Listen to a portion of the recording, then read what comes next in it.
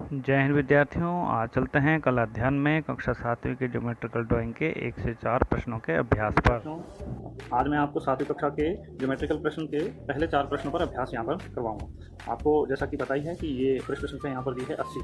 प्रश्न संख्या 80 की आप निकालेंगे और यहाँ पर ज्योमेट्रिकल 7th क्लास के ज्योमेट्रिकल के पहले 4 प्रश्न आपके पास इस पृष्ठ पर दिए हैं, जैसा कि आप यहाँ पर देख पा रहे हैं। बिना समय गवाए मैं आपको यहाँ पर जो है प्रश्न पर अभ्यास प्रारंभ करते हैं। सबसे पहले यहाँ पर पहले प्रश्न की जो परिभाषा या आपके पास जो प्रश्न दिया है उसके बारे में यहाँ पर जान लेते हैं। ये पहला प्रश्न आपके पास यहाँ पर दिया है और इसमें पहला प्रश्न लिखा है कि एक समबाहु त्रिभुज बनाओ जबकि उसकी एक भुजा ए बी रेखा के बराबर है। तो आप यहाँ पर देखेंगे ये जैसा कि आपको मैं पहले ही बता चुका हूँ कि आपको इस तरीके से शीट लेके इसमें मैंने पहले ही हाशिया लगा दिया है और हाशिया लेने के बाद इसके बराबर 4 भाग करने हैं। बराबर 4 भाग करने के बाद यहाँ पर प्रश्न अंकित करने हैं, जैसे आप यहाँ देख पा रहे हैं। और पहला प्रश्न आपके पास जैसे कि यहाँ पर दिया है कि एक समबाहु त्रिभुज बनाना है जबकि उसकी भुजा ए बी रेखा के बराबर भी है। तो यहाँ पर 2 चीज़ें आपके पास दी है, आपने ध्यान देना है कि आपके पास एक भुजा पहले से ही दी गई है, तो आपको यहाँ पर पहले से ही एक भुजा यहाँ पर लेनी है।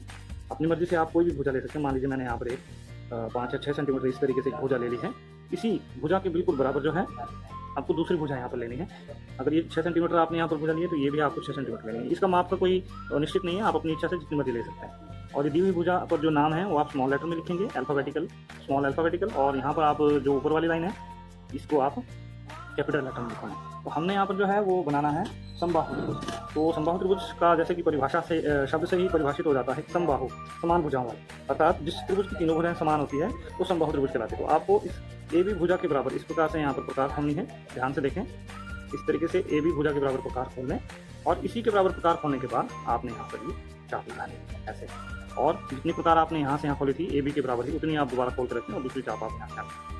इस तरीके से आप यहाँ देख पा रहे होंगे कि ये दोनों चापें जो हैं वो यहाँ पर इस बिंदु पर आकर कटी है। आप एक छोटा सा बिंदु लगा के ऊपर सी बिंदु लिख दीजिए और आप सीधा ए बिंदु से बी बिंदु से सी बिंदु को मिला दीजिए और ए बिंदु को फिर सी बिंदु से मिला दीजिए। तो आप देख पा रहे होंगे कि इस प्रकार से एक समबाहु त्रिभुज बनकर हमारे पास तैयार होगी है, जिसकी एक भुजा आपके पास ए बी पहले से दी गई है। फिर बता रहा हूँ कि प्रश्न का आप ध्यान दें, शब्द में प्रश्न के शब्द में आपके पास क्या दिया है। जैसे कि आपके पास अगला प्रश्न दिया है कि एक समद्विबाहु त्रिभुज बनाओ जबकि उसका आधार ए बी है और एक भुजा सीधी है। जैसे कि आप यहाँ आकृति में भी देख पा रहे होंगे कि इसकी एक भुजा आधार पहले से दी गई है, आपको पहले से लेनी है और इसी के बराबर फिर ये आधार हो जाएगी और फिर आपके पास एक भुजा सीधी है इस पर। तो आप देखेंगे यहाँ पर आप सबसे पहले यहाँ पर जैसे इस प्रश्न में आपने लिया था, इस प्रश्न में भी इसी प्रकार से आप लोगे।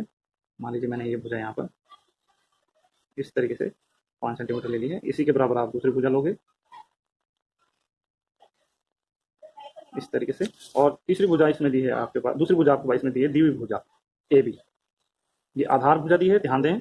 ये बेटे आधार भुजा यहाँ पर ये दे रहा है और ये यहाँ पर त्रिभुज की भुजा के बारे में बात कर रहा है, तो इसको आपने समझना है। मैं आपको बता रहा हूँ कि ये आधार भुजा आप इस तरीके से आधार भुजा के बराबर आधार भुजा ले लीजिए और ये यहाँ पर सी भुजा आपके पास त्रिभुज की दूसरी भुजा है। क्योंकि आपके पास अब दिया है यहाँ पर समद्विबाहु त्रिभुज, अर्थात शब्द से ही यहाँ पर भी स्पष्ट हो रहा है समद्विबाहु, अर्थात जिस त्रिभुज की आमने सामने की 2 भुजाएं समान होती हैं। तो ये आधार भुजा के बराबर आपको दोबारा नहीं लेनी है। अब जो ये दी हुई भुजा है इसके बराबर अब आपको यहाँ से यहाँ ऐसे ये प्रकार से मापनी है ये भुजा। और ए बिंदु और बी या बी बिंदु पर पहले कहीं से भी प्रकार के आप इस तरीके से चाप लगाएंगे, उतनी ही जितनी आपने बी बिंदु से ये चाप लगाई थी प्रकार खोल के उतनी ही आप जो है प्रकार खोलेंगे दोबारा से और सी बिंदु से आप ए बिंदु से आप जो है वो दूसरी चाप खोलेंगे। अब ये दोनों चापें आप देख पा रहे होंगे यहाँ पर एक बिंदु पर आकर में कट गई है। यहाँ आप एक बिंदु लगा दीजिए, इसका नाम सी रख दीजिए। अब आप ए से सी को मिला दीजिए और बी को सी से मिलाना है। इस प्रकार से हमारे पास समद्विबाहु त्रिभुज बन गई है। आपने ध्यान देना है कि ये इसकी जो भुजाएं यहाँ पर दी है वो इस आधार भुजा के बराबर नहीं होनी चाहिए। ये दोनों भुजाएं बराबर होनी चाहिए और आधार भुजा से बड़ी या फिर छोटी हो सकती है। इस प्रकार से अब आप देखोगे प्रश्न नंबर 3। प्रश्न नंबर 3 आपके पास यहाँ पर दिया है कि इंपॉर्टेंट प्रश्न है और समझना है इसको कि एक समबाहु त्रिभुज, दोबारा से समबाहु त्रिभुज दे दिया इसने, एक समबाहु त्रिभुज बनाओ जबकि उसकी ऊंचाई एच रेखा के समान दी है। ये प्रश्न आपने बड़ा ध्यान से समझना है। क्यों? क्योंकि इस प्रश्न में आपके पास आधार भुजा नहीं दी है। बच्चे एक बात ध्यान दें आप कि इसमें आधार भुजा नहीं दी है। आपको बिना आधार भुजा के ये प्रश्न बनाना है। तो कैसे बनाओगे? आप यहाँ देखेंगे कि इसमें सिर्फ इसने इस एक समबाहु त्रिभुज की सिर्फ ऊंचाई यहाँ पर दी है, ऊंचाई दे रहा है। आपने क्या करना है कि सिर्फ यहाँ पर एक ऊंचाई के लिए रेखा लेनी है। मान लीजिए मैंने यहाँ पर ये ऊंचाई ले लिया इस प्रकार से एच जो कि ये दे रहा है। अब इसी ऊंचाई वाली भुजा के बराबर आपको प्रकार खोलनी है इस प्रकार से और आप यहाँ पर इस प्रकार से इसी भुजा की ऊंचाई के बराबर आप यहाँ पर माप करके और ये भुजा आप यहाँ लोगे। जैसे कि मैंने यहाँ निशान लगा दिया है और ये मान लो इतनी ऊंचाई पर ये भुजा यहाँ पर दी है। आप ध्यान दें, मैं आपको बता रहा हूँ कि यदि आप इस पुस्तक में देखेंगे पुस्तक में यहाँ पर ये वाली जो ऊंचाई वाली भुजा है वो यहाँ पर डॉटेड दी है, जबकि ऐसा नहीं है, दी हुई भुजा दे रहा है तो इसी भुजा के बराबर हमें भुजा लेनी है, तो वो डॉटेड नहीं होती है। एक बात। दूसरी बात, यहाँ पर ये लंब उठा करके पता ना जाने किस तरीके से ये प्रश्न बना रहा है, ये यहाँ पर थोड़ा सा मेरे हिसाब से ये पुस्तक में यहाँ गलत दिया है। आपको जिस तरीके से जो तरीका मैं बता रहा हूँ आप उस तरीके से बनाने की कोशिश करेंगे तो आपको बहुत आसानी यहाँ पर होगी। अब आप यहाँ पर देखोगे कि मैंने ये भुजा ले ली है और इस भुजा के ऊपरी हिस्से में और निचले हिस्से में इस तरीके से बिंदु लगाएंगे, और बिंदु लगाने के बाद मैंने यहाँ पी बिंदु लिख दिया है और इसका नाम मैंने सी लिख दिया है। अब आप क्या करोगे, ध्यान से समझना आपने, शीट को आप इस प्रकार से जो है वो मोड़ दोगे, जैसे कि मैं मोड़ रहा हूँ। अब आपने यहाँ पर पी बिंदु के ऊपर प्रकार रखनी है और पी बिंदु के ऊपर आप इस तरीके से इधर को एक लंब जो है वो इस तरीके से आप यहाँ पर लगाओगे, और ये लंब जो है इस तरीके से, ये लंब पी बिंदु पर आप लंब की रेखा इस तरीके से बनाओगे ऐसे, और आपने यहाँ से क्या करना है, पी बिंदु पर फूटा रख के जहाँ ये लंब की रेखा यहाँ पर चापे यहाँ पर कटी है, वहां से अब आप भुजा ये पी बिंदु तक भी बढ़ाओगे और पी बिंदु से पीछे की ओर भी बढ़ाओगे, दोनों और इस तरीके से ये रेखा बढ़ा। तो आपके पास अभी भी आधार रेखा निश्चित नहीं हुई है, लेकिन आधार रेखा का स्वरूप यहाँ पर आपके पास आ गया, जैसा कि आप देख पा रहे हैं।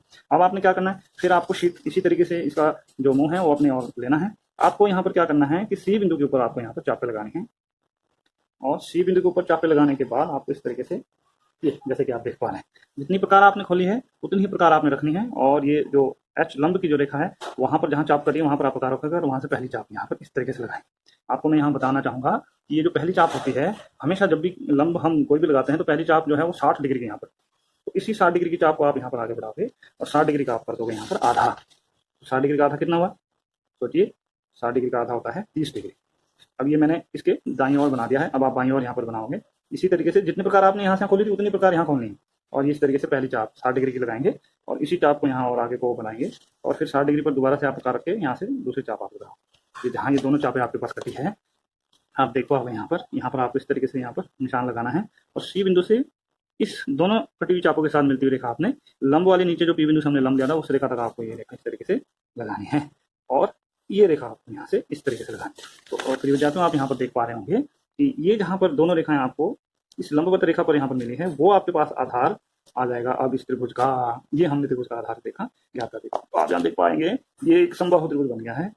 मैं आपको इसको यहाँ पर प्रमाणित करके भी बता देता हूँ कि जितनी आपकी लगभग ये भी रेखा है उतनी ही आपकी ये इस साइड वाली रेखा है। क्लियर हो गया। इस तरीके से ये प्रश्न हमने बनाया है यहाँ पर एक समद्विबाहु त्रिभुज जिसकी सिर्फ आपके पास ऊंचाई यहाँ पर एच रेखा के बराबर दी है। ये आप यहाँ पर एच रेखा यहाँ पर लिखिए, और साइड की जो बची रेखा ये आप यहाँ पर मिटा भी सकते हैं इस तरीके से। माफ कीजिए, ये आपको कैपिटल लेटर में एच लिखना है। अब इसके बाद अब आ जाते हैं हम अंतिम प्रश्न की ओर। चौथा प्रश्न आपके पास यहाँ पर इसने दिया है कि एक समद्विबाहु त्रिभुज बना। अब ये समबाहु त्रिभुज है, ये समद्विबाहु त्रिभुज है। आप यहाँ पर देखोगे पहला प्रश्न समबाहु त्रिभुज, दूसरा प्रश्न समद्विबाहु, तीसरा प्रश्न फिर समबाहु और चौथा प्रश्न फिर समद्विबाहु। ये बोला है कि समद्विबाहु त्रिभुज बनाओ जबकि आधार ए बी रेखा के बराबर और रेखा के समान तथा आधार कोण ए के समान दिया है। तो यहाँ पर एक जो है आधार कोण आपके पास ए यहाँ पर दिया है, तो आपको और एक यहाँ पर समद्विबाहु त्रिभुज बनाओ जिसका आधार ए बी रेखा के बराबर है और आधार कोण ए के बराबर। दो चीजें आपके पास यहाँ पर दी है। सबसे पहले आप यहाँ पर एक आधार रेखा ले लेंगे इस तरीके से, जैसे कि आप देख पा रहे हैं। मान लीजिए रेखा मैंने यहाँ 6 सेंटीमीटर ली है, आप ऊपर भी यहाँ पर 6 सेंटीमीटर ले लीजिए। मतलब जितना आप आधार रेखा दी हुई ले रहे हैं उतना ही आपको प्रश्न की रचना के लिए लेनी है, और ये कैपिटल लेटर में स्मॉल लेटर में लिखेंगे, और प्रश्न की रचना के लिए जो रेखा लोगे वो आपने कैपिटल लेटर में यहाँ पर लेटर लिखने हैं। दूसरा ये दे रहा है यहाँ पर हमारे पास कि आपको एक आधार कोण यहाँ पर दिया, तो आप अपनी मर्जी से, इसमें जरूरी नहीं है कि आपको ऐसा बनाना वैसा बनाना, आप अपनी मर्जी से यहाँ जिस जो आपको जैसा ठीक लगे वैसा आप एक प्रश्न बना लीजिए। मान लीजिए मैंने एक न्यून कोण बना दिया है, अब मैं यहाँ पर एक चाप लगा देता हूँ इसमें इस तरह। ये मैंने एक आधार रेखा का आधार कोण का एक जो है उस रूप में यहाँ दिया। इसी आधार कोण के बराबर आपको यहाँ पर इस रेखा के ऊपर एक समद्विबाहु त्रिभुज बनाना है। क्या होता है कि समद्विबाहु त्रिभुज की एक परिभाषा और भी होती है कि जिस प्रश्न के आधार पर आधार कोण समान हो वो त्रिभुज भी समद्विबाहु त्रिभुज कहलाती है। तो आपको यहाँ पर क्या करना है, इस प्रकार से चाप लगा के, और जो ये आधार कोण आपके पास यहाँ पर दिया है इसके बराबर प्रकार खोल के आपको ए और बी दोनों बिंदुओं पर बराबर आधार कोण के बराबर कोण बनाना है, और आपको यहाँ पर जो है इसके साथ मिलकर के रेखा आगे बढ़ानी है, और वैसे ही आपको यहाँ से इसके साथ मिलकर के दूसरी रेखा को आगे बढ़ानी है।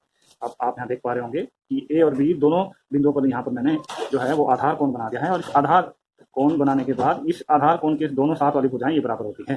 तो ये मैंने आपको बताया कि मैंने आपको यहाँ बताया कि आपका समद्विबाहु त्रिभुज की परिभाषा एक ये भी होती है कि जिस त्रिभुज के आधार पर उसके आधार कोण दोनों आधार कोण समान हो वो भी समद्विबाहु त्रिभुज होती है, और जिस त्रिभुज के आधार के साथ वाली दोनों भुजाएं समान हो वो भी समद्विबाहु त्रिभुज है। इस प्रकार से ये आज के चारों प्रश्न हमारे पास बन करके तैयार हो गए हैं। आपने ये चारों ही प्रश्न जो है इस तरीके से अपने ड्राइंग शीट के ऊपर बनाने हैं और इसको ग्रुप में आपने डालना है। मैं इनको चेक करूँगा। जय हिंद।